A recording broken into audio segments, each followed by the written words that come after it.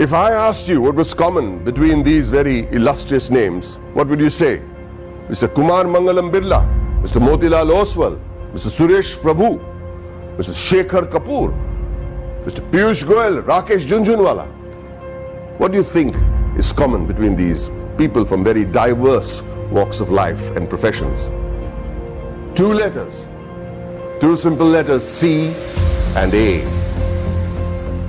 Two letters so powerful that if you join them and put them before a name, it not only becomes a professional qualification, but it represents willpower, dedication, intelligence, and the ability to march on come what may.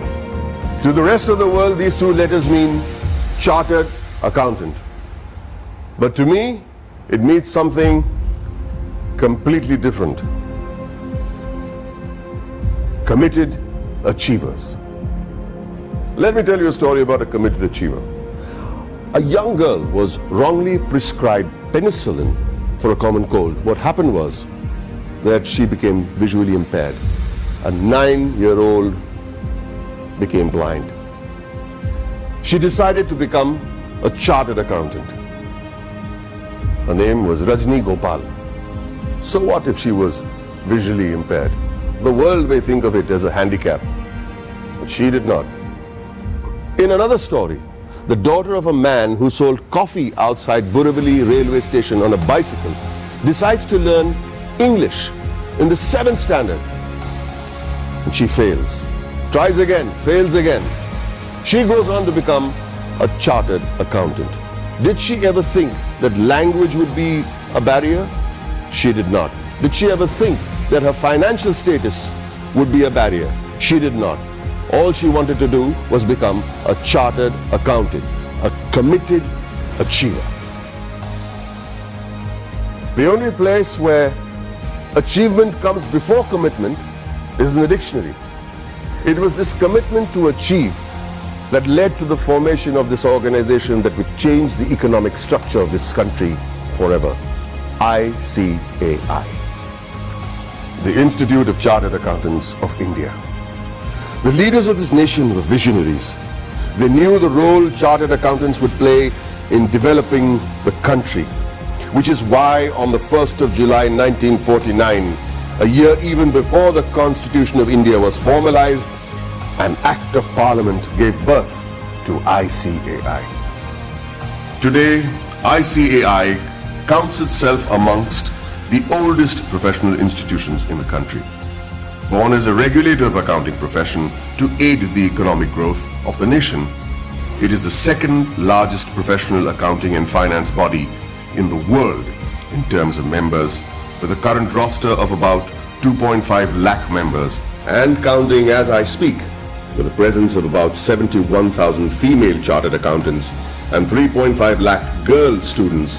ICAI holistically carries the mission of transforming the nation from women's development to women-led development. During its eventful journey of 70 years, ICAI has become an integral part of the Indian economy, taking it on the path of the fastest growing economy in the world. With its emphasis on financial reform, ICAI radiates with shining milestones that stand as the acknowledged cornerstone of India's economic growth. In the year 1956, chartered accountants were recruited for the first time in the commercial audit branch of CA&G. Many of you may not be aware that many accountants were part of the Indian freedom struggle, like First Lady Auditor C.R. Sivabhogam, who participated in non-cooperation movement on the call of the father of our nation, Mahatma Gandhiji. She was also imprisoned for a year. Recognizing ICAI's strong regulatory framework, the High Courts acknowledged Council's strict disciplinary mechanisms in 1961. In 1964, the Council of the ICAI submitted its pre-budget memorandum for the first time. The memorandum contained useful suggestions for reorientation of taxation policies and procedures to the Finance Ministry. The process was so helpful that it is being practiced ever since. In the 70s, the ICAI started rendering free advisory services to SMEs and small taxpayers on maintenance of accounts, tax paying, and other financial matters. not only did it enhance the financial literacy of businessmen and citizens, more importantly, it started the industrial growth in the country. It also collaborated with the government to enlarge the scheme of scholarships. With all humility, I wish to mention that in the year 1972, ICAI members had provided pro bono professional services to the heirs of the Jawans and officers of the armed forces who sacrificed their lives in the war. Complete exemption from tuition and registration fee of the institute was also granted to the children of Amar Jawans and officers. The 80s saw widespread gloom in India's macroeconomic performance due to the prevailing conditions in the country. However, during the period between 1980 and 1990, the economy began to improve and growth rate accelerated. The government appointed CA members on various committees like boards of public sector undertakings and nationalized banks. The government also appointed ICAI as an expert and independent advisor on company law, fiscal and various other committees. The corporate sector, the public sector corporations, cooperative societies and public trusts were brought under the accounting discipline by legislation. In the 90s, sales tax audit was introduced in many states, which was a direct result of ICAI's efforts to showcase the role played by the CA community. ICAI developed a research center in the form of a non-profit company to be named as Accounting Research Foundation.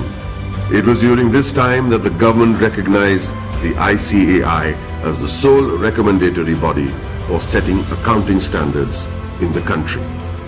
2000 and onwards marked the period when many MRA MOUs had been signed with many international bodies such as ICAEW, CPA Australia, Ireland, CICA, etc.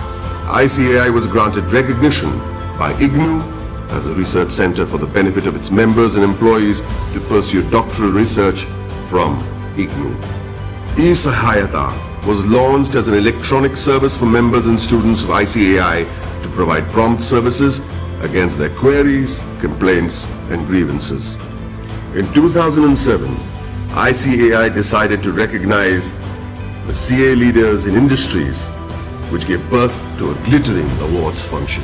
In 2009, ICAI was awarded the Recognition of Excellence Award by the then President of India, Srimati Pratibha Patil. In the year 2014, the Honorable Prime Minister of India, Sri Narendra Modi, nominated ICAI for the Swachh Bharat Abhiyan. Under the banner of Swachh Bharat Abhiyan, Swachh Vidyalaya Abhiyan was launched in the year 2015 to provide separate toilets for boys and girls in all government schools throughout the country. ICAI undertook a pilot study for the Indian Railways. The in-depth cost analysis helped in streamlining the running of the railways. Considering the importance of the legislation, namely black money, and the imposition of Tax Act 2015, CBDT decided to go all out and conduct workshops with ICAI to clarify any doubt the assessees may have had. ICAI was chosen as the preferred institution to partner with the Government of India to create awareness and maximize the potential of the Income Declaration Scheme 2016. ICAI, jointly with the Ministry of Finance and the Ministry of Commerce and Industry, organized events at more than 470 locations across the country. It was attended by more than 42,000 citizens, including chartered accountants, company secretaries, advocates, and members from trade and industry. ICAI's contribution to the scheme was acknowledged by Shri Arun Jaitley, Honorable Minister of Finance and Corporate Affairs. For the benefit of its members, ICAI established the Indian Institute of Insolvency Professionals of ICAI. ICAI extended its technical and infrastructural support towards the accounting reforms of various government offices. This meant moving from cash to accrual system of accounting after assessing the tremendous positive impact on national financial reporting. It was also an important year for the Indian economy, with GST being touted as the game changer, leading to one nation, one tax. ICAI, as always, was there to partner the government towards effective and smooth implementation of GST throughout the nation. As a result, ICAI and CA members became a proud knowledge partner for GST success. For a clearer understanding of GST, ICAI carried out more than 3,000 programs benefiting more than 2.5 lakh participants. ICAI also established GST Sahayata desks all across the country to facilitate small businessmen, traders, shopkeepers, and the public at large. ICAI has created a milestone by launching various incubation centers. In line with the Prime Minister's vision to support startups, ICAI is providing massive platforms to help CAs start their businesses.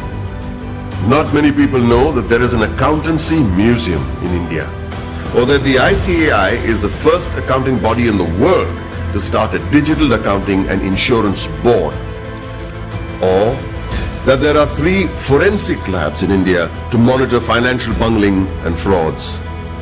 With this, the ICAI is keeping its eyes and vision firmly on the future. The ICAI has a very strict code of ethics.